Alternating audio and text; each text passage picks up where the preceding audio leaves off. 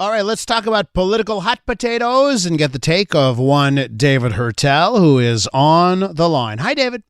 Hi, Elias. Hi.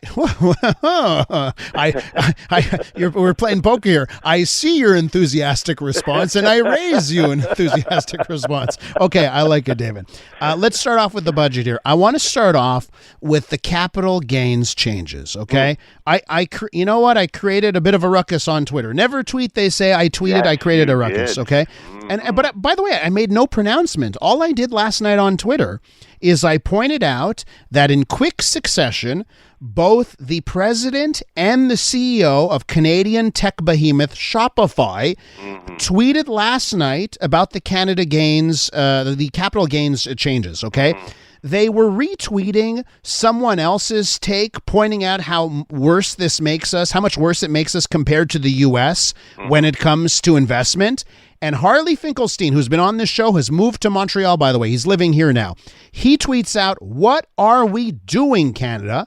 And then the CEO of the company says, "Message from a friend, Canada has heard rumors about innovation and is determined to leave no stone unturned in deterring it." So I'm looking at 500,000 views on this tweet of mine yesterday because it really touched a nerve. What's your take on the capital gains changes? Well, first of all, Justin Trudeau had to answer the questions that have been coming for the past 2 weeks since the rollout of this budget. How are you going to pay for it? So he needed an answer. Two, also, and it's something we had talked about before, he has to be able to say that he's taxing the rich. Justin Trudeau, and this is no surprise for anybody, he is doubling down, going center left, and some will say even further left towards the NDP, because that's the only way he can win in 25 is actually converting a lot of NDP voters to vote Liberal. So when you look at the electoral map in a year and a half, Elias, you have to look at urban and suburban younger voters as being the key for the Liberals to even have a shot at saving their place in running the government. So I think this is a calculated move. I think this is exactly the type of reaction they actually want. They want this type of counter reaction to say, see, we're actually looking out for the middle class. We're going after the rich. And this is actually a page out of Joe Biden's book, by the way. That's right. And I know that the Democrats have been successful and pushed on that front. But so, David, listen, I want to put it this way, okay? Think about old school Liberals versus the new school Justin Trudeau Liberals. Let's talk about, Paul Martin times. Remember, Paul Martin used to be this country's finance minister, okay? Yeah. And it seemed to me that, the Paul Martin who eventually became prime minister, the Paul Martin thinking was this, right? And I'm just going to use round numbers because it's simple. Let's say you make $100,000 a year, okay? 50% goes away in taxes. That's life in Canada. Okay. So now the government has taken away half its taxes. We live with it. We like a progressive taxation system in this country. Okay. Now you're down to $50,000. With your $50,000, some people decide to buy cigarettes and drink and do vices. Other people decide I'm going to talking about me, Elias. And then other people decide that, hey, I'm going to invest that money. Okay. Yeah. So the economist's argument against increasing capital gains tax is, wait, hold on a second. That money, I already paid my taxes on it. It was part of the $100,000 that you took 50% of, right? Yeah. And it seemed like the Paul Martin Liberal was, okay, you know what? If you're going to be smart with your money and you're going to invest, you get to benefit from that success. And now the current, you said, center left, maybe left, more left, NDP left. The current Liberal is like, oh no, even if you're smart with your money, we're going to tax that as well. That's a shift. It's kind of a shift, but since Paul Martin, over 20 years have passed.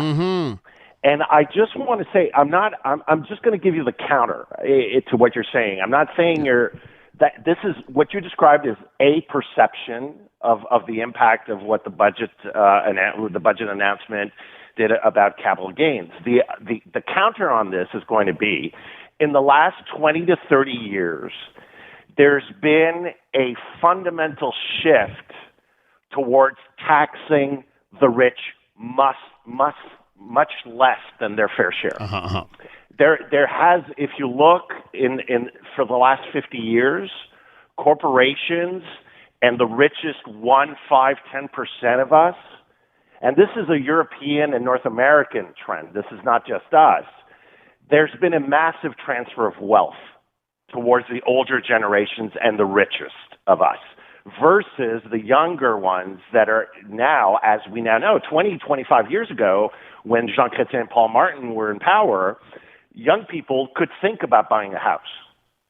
Today, they can't. Mm-hmm. And so the tax system and the inequality. Look, in Canada, we're closing in on having 100 billionaires. We've never seen this type of discrepancy in wealth accumulation in Canada. So in terms of taxing, you have to see that there's much more of a trend towards the older generations and the richest of us being able to keep most of it, and the more of the impact of taxation now on the youngest of us. Plus, my final point on this, Elias, somebody like Justin Trudeau will say, well, for the richest of us, capital gains maybe, but at the same time, I'm giving you billions of dollars in innovation funds to help your companies develop and make more. So Shopify guy can actually hope to get a lot of money from the federal government to develop his company. They're very true that it is interesting what they've done on the innovation front. Some would argue it's still not as generous as other places that you could put up shop. Okay, I need to ask you about this, David, because there is one major political development in Quebec City. So a CAQ MNA has resigned. It's Eric Lefebvre. He's the MNA for Arthabaska, and he was the party's whip, right? Correct me if I'm wrong. So he says, I'm out of the party because I'm going to run for the Conservative Party of Canada and Pierre Poilievre. How much of an earthquake is this right now? Massive. On the Richter scale, this is a 10, politically speaking, because Eric Lefebvre was not some backbencher. He was the whip, Elias. The whip, I don't know if you know this, but the whip actually sits in during cabinet meetings. He's not a minister. He doesn't have the right to vote. But this is a key player in managing the caucus and a link between the caucus and the government. He was very popular. I knew him when he was a member of the opposition. I've dealt with him, very personable. And what this sends in terms of a message is that, one, you have a very strong, popular member of the CAQ caucus in the region. I mean, Arthabaska, Elias, this is Victoriaville. This is CAQ country, Kakistan, in terms of political power bases for the CAQ. And this sends what kind of message? It says, I don't think I'm going to get reelected, or it's going to be quite a climb to be reelected in 26. Two, I have a much better shot with Pierre Poilievre.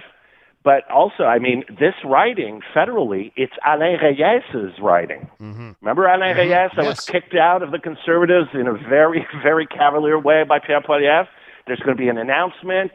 Pierre Poilievre is going to be in Victoriaville this Saturday. Eric Lefebvre is going to be next to him. This is a huge get for Pierre Poilievre, showing, finally, a real strong Francophone voice. I mean, obviously, Eric Lefebvre is not a huge star, but it's showing that Pierre Poilievre is adding, and he's adding Francophones from deep conservative CAQ country. Mm-hmm. It's not Montreal, it's not Quebec City. This is a big gap, but on the other side, it sends a huge message to other CAQ backbenchers that are saying, oh my goodness, if this guy's going, I may be having to look for either another job, or, as a lot of rumors that are flying around, a lot of backbenchers are talking to the federal Conservatives. Well, David, and I got to be quick on this one, but it seems to me, if you are a Federalist within the CAQ, now is the time to head to the exits. Do you foresee that we'll see a lot of red CAQists head towards the Conservatives right now? Well, I just want to say, in terms of, remember the Mulroney years? We had sovereignists going over to the Conservatives. Yeah. So I'm just saying, I mean, it's not necessarily just red CAQists, but yes, I mean, you're going to have Federalists Tories, conservatives from the CEQ talking, and it's already happening. I mean, there's been talk about Éric Girard, there are other players, but definitely right now, it seems like it's an escape hatch right now for a lot of these CAQ backbenchers that are looking at 2026 and looking at the CAQ getting destroyed, and that means they might be looking for another job as well. From the heart of Soviet Kakistan, David Heurtel right there. Thanks so much, David. All right, take care, Elias.